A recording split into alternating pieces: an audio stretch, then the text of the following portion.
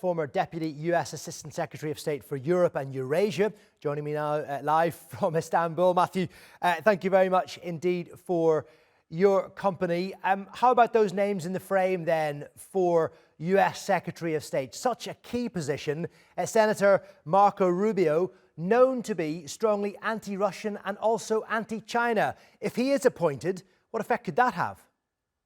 Yeah, thanks, Aaron. I'm really happy to be with you. Yeah, exactly. Senator Rubio is a hardliner. He clearly wants the job. I mean, when the last interview I saw of him, he was sort of fumbling around when the interviewer asked if he wanted it. And he will want to maintain a tough line on Russia and on China. I actually think he's not going to be the choice. I think the choice is going to be Rick Grenell, the former U.S. ambassador to Germany, who basically almost was declared persona non grata in Germany because he has a very rough style. He was also the acting head of the national intelligence for President Trump 45. But you know, what do I know? It could be Rubio, but I think it's going to be Grenell. But going back to Rubio, and then you mentioned, in the package mentioned Secretary Pompeo as Secretary of Defense possibility. I think there's a really strong likelihood of that happening. And he is part of the Trump administration that believes in peace through strength. So just as you were saying, he believes in keeping the pressure on Russia with regard to Ukraine, whereas J.D. Vance has a more isolationist approach to foreign policy. So there's some built-in tension in Trump's potential national security team. That's the way Trump ran his last administration, right? Kind of constant chaos and debate, and you know, maybe that'll be healthy. President Abraham Lincoln had it was called the team of rivals, right? Back in the mid 1860s during the U.S. Civil War, and that worked pretty well. Yeah, well, J.D. Vance has said that he wants the war in Ukraine to finish one way or another, suggesting he doesn't care how it finishes.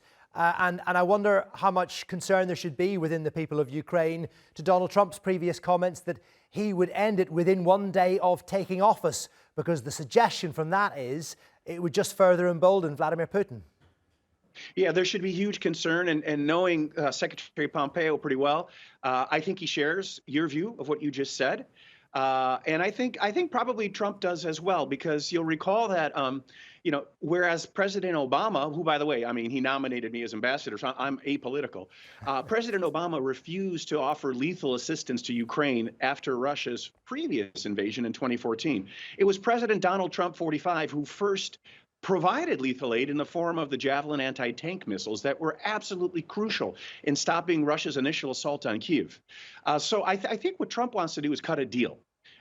Yes, it could involve pressure on Ukraine to make some concessions, but I think it'll also involve pressure on Putin to allow for an outcome that is acceptable to Ukraine. And you'll recall that in March of 2022, it was here in Turkey where outlines of an agreement were brokered by Turkey, which would have said Russia must remove all of its troops that invaded after February 2022. The future legal status of Crimea and Donbass will be decided in the future, maybe in 15 years. And then in the meantime, Ukraine will pledge not to try to join NATO. Something like that might work. It's something that was on the table before. And I think my instincts tell me President Trump would love to broker a deal like that. And perhaps most immediately, or of most important, is the situation in the Middle East. Great concern worldwide that under Donald Trump, all bets may well be off, because his unofficial message, we understand, to Benjamin Netanyahu is, do whatever it is you're going to do, but do it now before I take over in January. Yeah, Aaron, it seems clearly that was the message Netanyahu got. I mean, even before it was clear President Trump had won, he fired his more conciliatory defense minister, Yoav Gallant. Reports are coming out now of at least one Israeli general suggesting that the Palestinians will not be able to return to northern Gaza. So, you know, Trump is very close to Netanyahu. As you may recall, when Trump gave his first press conference about the Middle East when he first became president, so in early 2017, for the first time in a long time, an American president said, well, maybe there doesn't need to be a two-state solution in Israel-Palestine. Maybe it'll be a one-state solution. And that is Netanyahu's approach.